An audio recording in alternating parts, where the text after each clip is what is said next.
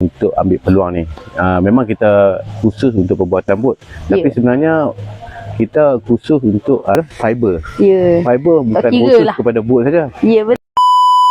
Jadi berbaloi situlah. Dan seterusnya lah kita pergi ke terakhir lah. Apa saran untuk generasi yang akan datang ke kelas kita ni? Kalau dia datang ni agak-agak dia menyesal ke tak? Agak-agak. Jadi nak suruh sarankan orang muda untuk datang. Kalau pendapat saya lah dan dari segi pengalaman semua, saya sarankan lah belia-belia muda kan, untuk ambil peluang ni. Memang kita khusus untuk pembuatan bot, tapi sebenarnya kita khusus untuk fiber.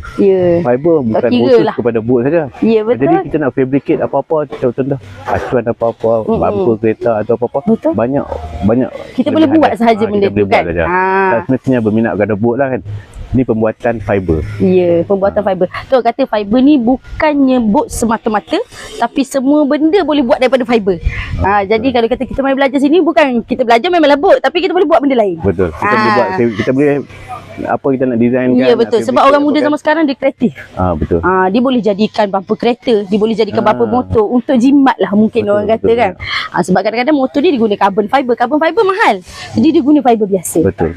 Jadi situ kita sarankan lah. Terima kasih kepada Cik sekali lagi. Cik Azharuddin. Semoga berjaya lah akan datang. InsyaAllah. Terima kasih kerana sudi datang ke Khairul Fiber. Terima kasih.